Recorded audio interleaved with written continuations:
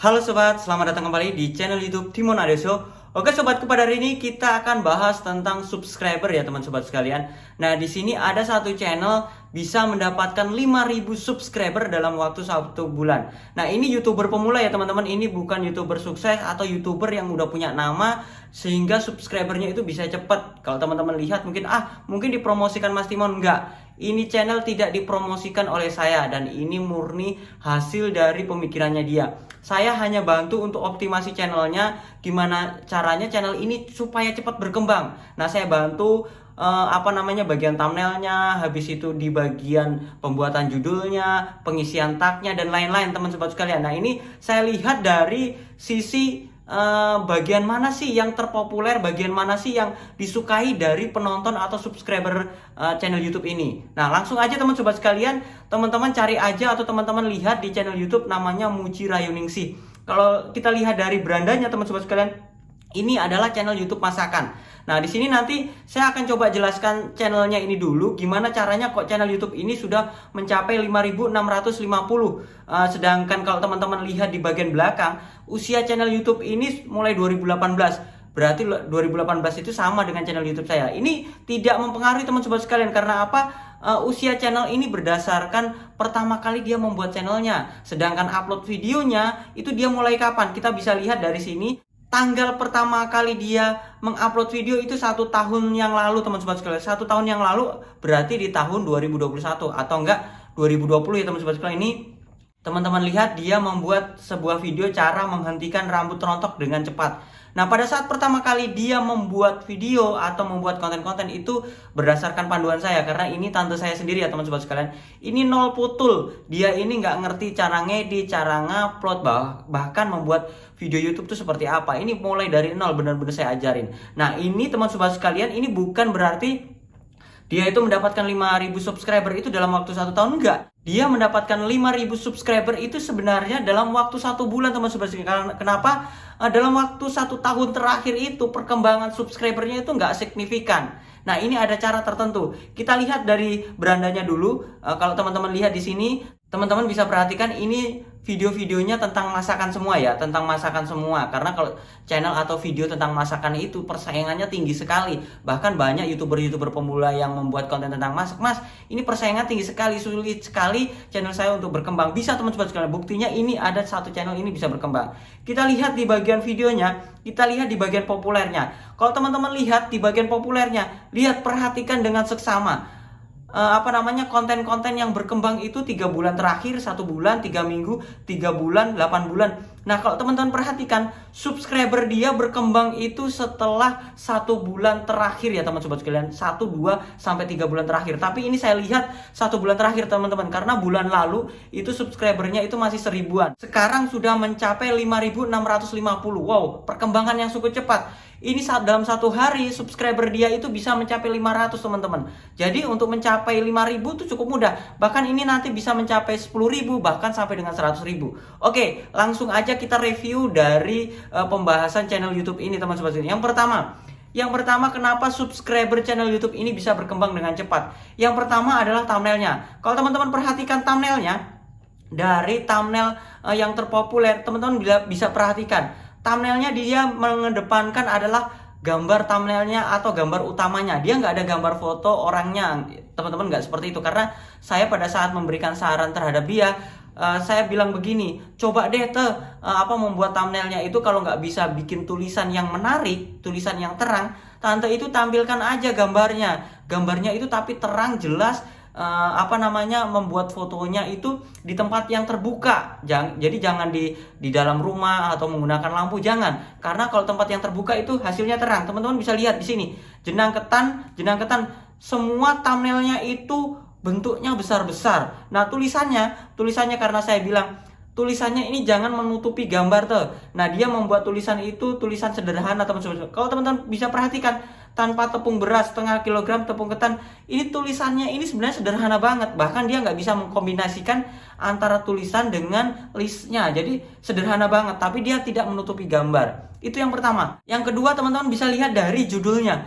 Judulnya teman sobat sekalian, jenang ketan khusus enak dan lumer. Dia menggunakan teknik pembuatan judul itu, kata kunci utama itu ada di depan. kata kunci turunan atau kata kunci berikutnya untuk tambahan untuk menarik perhatian itu di belakangnya. Kalau teman-teman perhatikan, jenang ketan kukus, enak dan lumer. Jadi jenang ketan kukus ini kata kunci utamanya, enak dan lumer itu adalah kata kunci tambahannya. Habis itu resep jenang ketan. Resep jenang ketan itu kata kunci utamanya, di belakangnya itu ditambahin kukus 3 bahan enak dan simple. Nah ini teman sobat sekalian, ini kita menggunakan dengan teknik kata kunci utama di depan, kata kunci tambahan itu di belakangnya. Nah teman sobat sekalian, saya sempat membuat teguran sama tante saya ini, bahwasanya kalau membuat judul itu jangan ada kata add judul namanya, habis itu judul kontennya. Kan teman-teman pasti ada tuh channel-channel atau video-video teman sobat sekalian itu menarik namanya sendiri, semuanya add Muji Rahayu-Ningsih, habis itu judulnya. Jadi di depannya tuh namanya, seolah-olah, karena kalau kita pada saat mengupload video itu ada perintah ya untuk menyebutkan sebuah nama.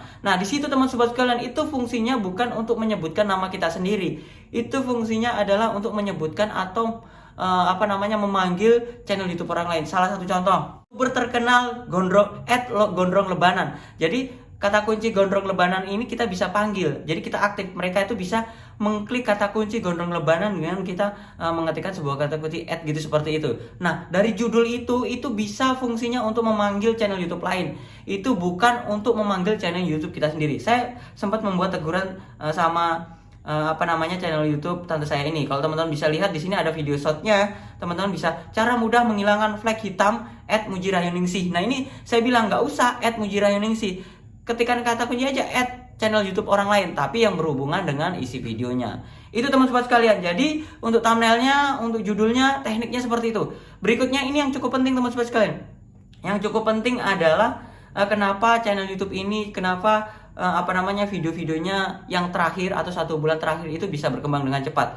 Yang terakhir adalah kita menggunakan dengan teknik meninjau analitik atau grafik dari dashboard YouTube Studio kita. Teman-teman buka aja di YouTube Studio, teman-teman lihat grafiknya. Kira-kira video-video kita itu yang disukai dari penonton itu apa? Kira-kira video kita yang sedang berkembang, yang sedang naik itu apa? Nah teman-teman kalau sudah menemukan salah satu contoh ya, ini saya contohkan supaya teman-teman itu nggak ngambang, teman-teman itu nggak bingung. Mas Timon tuh ngomongnya apaan sih? Kita ngomong ke channel YouTube ini lagi, kembali ke channel YouTube Muji Rahayu-Ningsih. Nah di sini teman-teman perhatikan, semua video yang naik yang bisa mendapatkan subscriber adalah membahas tentang jenang ketan. Nah di sini kan channel YouTube ini membahas tentang jenang ketan. Nah dia pintar, karena di sini saya bilang kalau untuk membuat video YouTube itu kita lihat dulu orang tuh senangnya tentang konten apa. Nah dari konten itu coba cari kata kunci turunan. Contohnya nih, jenang ketan kukus. Nah dia mencari kata kunci jenang ketan ya. Jadi jenang ketan semua. Kalau teman-teman perhatikan turun ke bawah, ini resep jenang ketan. Ke bawah lagi, saya cara baru membuat jenang dodol. Jadi jenang dodol ketan itu kan saling berhubungan tuh. Dia membuat semuanya. Teman-teman 10 besar dari video-videonya itu tentang jenang ketan. Kenapa kok dia bisa naik? Teman-teman nggak bisa mencotek nih, saya mau buat video tentang jenang ketan, nggak bisa. Contohnya nih channel YouTube saya. Channel YouTube saya bahas tentang subscriber. 1000 subscriber dari cara begini, 1000 subscriber dengan cara C seperti ini. Nah, dari video-video saya ini sebenarnya saya lihat dari analitik saya.